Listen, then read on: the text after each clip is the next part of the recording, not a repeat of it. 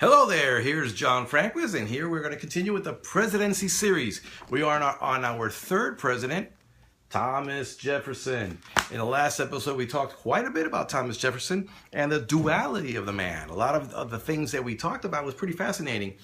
We kind of dwelled on women, slavery, and that he spent a long time in France. And while he was in France, he acquired a lot of French ideals, and these ideals he brought with him. Thomas Jefferson believed in a small, weak government. And we're going to talk about his presidency now, but something you need to keep in mind. While I'm talking about this, Thomas Jefferson had a dream that there would be an agrarian economy, sort of like a paradise, a utopia, where every man has his little farm, where the government doesn't bother you very much, and every man is his own little king in his own little kingdom. So he left France. He had his buddy Lafayette, of course, that was a big influence on him while he was out there. He comes down with all these ideas. He becomes Secretary of State to George Washington, and then later Vice President to John Adams. He opposed Washington, opposed John Adams. The election of 1800 comes along, and there was a tie. Thomas Jefferson and Aaron Burr were tied. We're going to talk about the election in a little bit, but let's just say that Jefferson wins, and Aaron Burr becomes his vice president. So he wins the election. Now, how is he going to create this little dream that he has, this little paradise on earth in the United States? Well, he decides to get the government off of people's backs by cutting taxes. He cut pretty much everything. But while he cut all these taxes, including the whiskey tax that Washington had imposed, he cut all these taxes, but he also wanted to pay off the national debt. And he actually did. He cut down on the national debt. Now you're wondering, how do you lower the national debt when you cut taxes? Well, something that we don't do today, cut military spending. Jefferson cut military spending drastically, and he actually paid off a good portion of the national debt. People loved him. They considered him the people's president. He acquired a kind of a humble attitude. While he was in the White House, he'd walk around in raggedy clothes and slippers. He didn't give himself a lot of airs, and people loved him. Now, he cut military spending, but however, what happened? Very soon he needed the military. There were the Barbary pirates, a bunch of pirates up there by Morocco, in that area, that were pirating a lot of ships, and countries would actually pay a tribute to these pirates in order for the pirates to leave them alone. Jefferson decided not to do that. He actually went to war with Tripoli, Tunis, and Morocco. He went to war with them. We bombarded their cities, and we had naval warfare. We won. But in the end, we actually started paying tribute to the pirates again. So what can I say? But anyway, that went along, and then we decided that we do need some kind of military institute. And during Jefferson's administration, West Point was created. Okay, so the national debt starts going down. That's great. And what happened in Saint Dominique? Well, that's actually Haiti today. What was happening out there?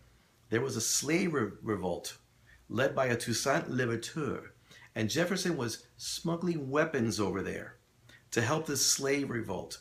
And these slaves won, and actually that is today Haiti.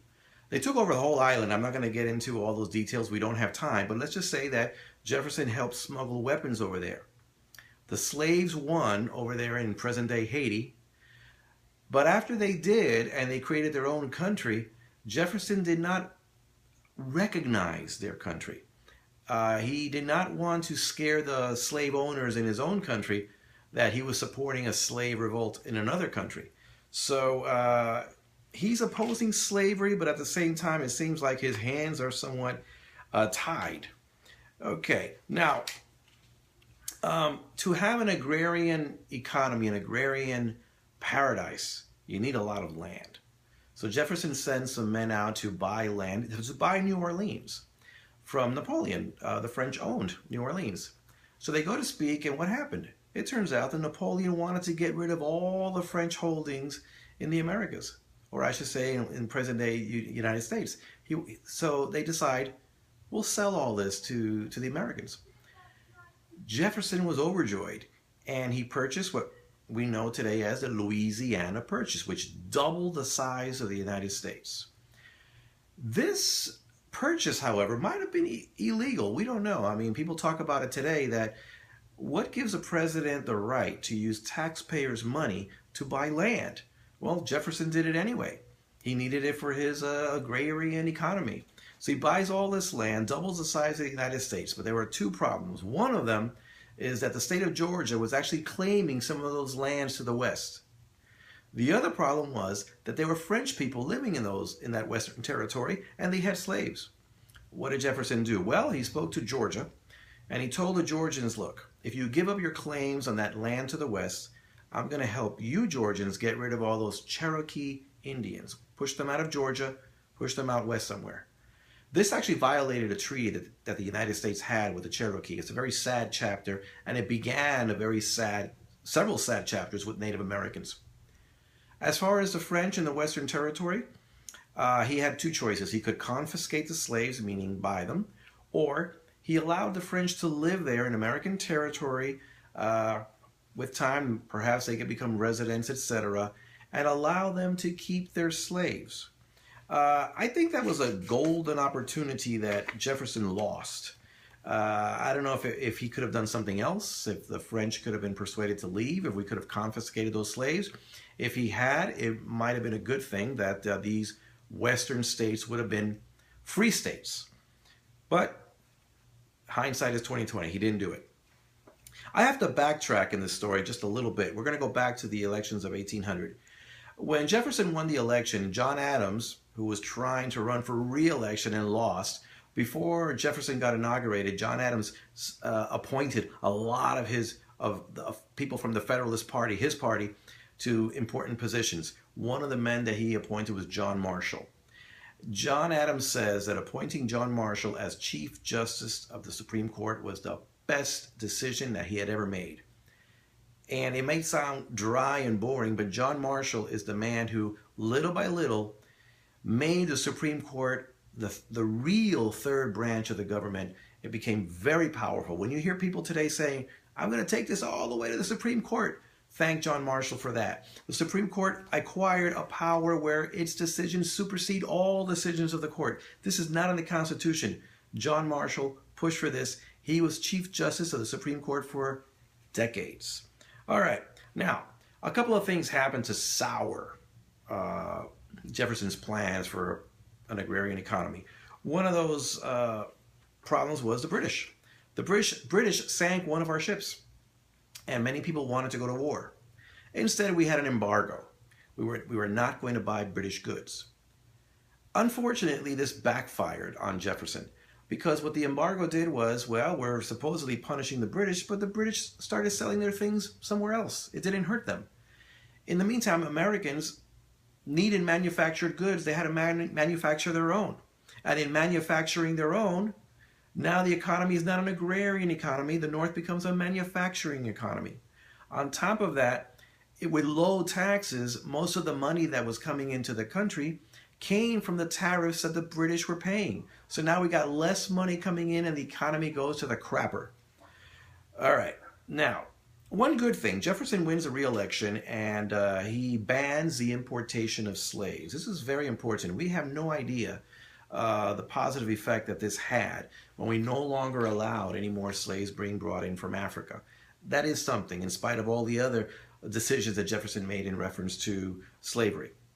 And now I'm going to pause for a moment for an interesting, fascinating chapter in American history, the man called Aaron Burr. Jefferson, when he ran for president the first time, and he was tied with Aaron Burr, Jefferson won because Alexander Hamilton, who was in the other party, he was a Federalist, Alexander Hamilton, who hated Jefferson, hated Aaron Burr more. And he pulled some strings, and let's just say that Jefferson became president. When Jefferson was running for re-election, Aaron Burr decides to run, the vice president decides to run for governor of New York. Alexander Hamilton came in, made up a lot of stories, and printed a lot of bad things about Aaron Burr, and Aaron Burr lost.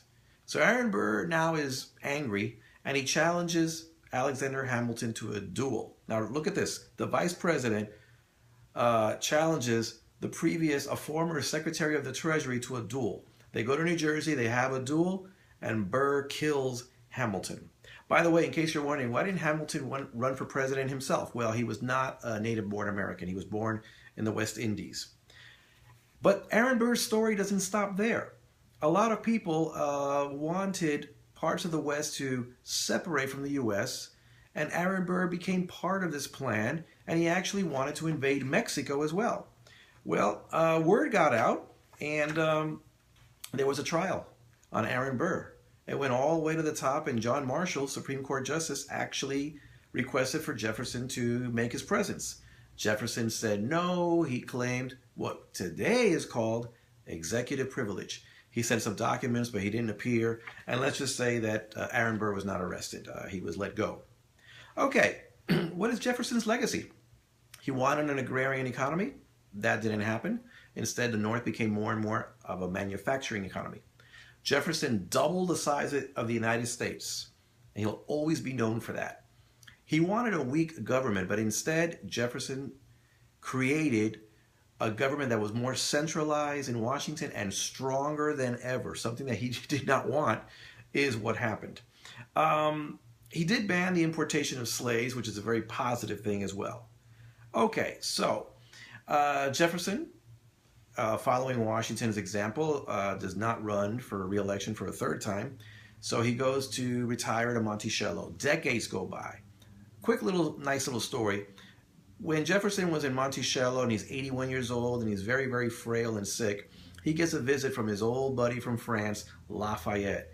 And everybody says that Jefferson came out very frail with his cane, and then Lafayette came out of a carriage, and the two old men kind of shuffled run towards each other, and they hugged, and there were tears. And it was just a very, very nice moment that a lot of people remember. Now, from previous episodes, you know where I'm going with this. Thomas Jefferson, July 4th, 1826. 50th anniversary of the signing of the Declaration of Independence. Thomas Jefferson and his buddy, John Adams, died on the same day. Okay, so Jefferson, in the meantime, he did not get what he wanted. But his Secretary of State had the same dream that Jefferson had, a small government. And this man became our fourth president. And who is this man? Well, Little Jimmy. James Madison, father of the Constitution. 5 foot 1 inch tall, the big brain I talked to you about before. Little Jimmy becomes our next president.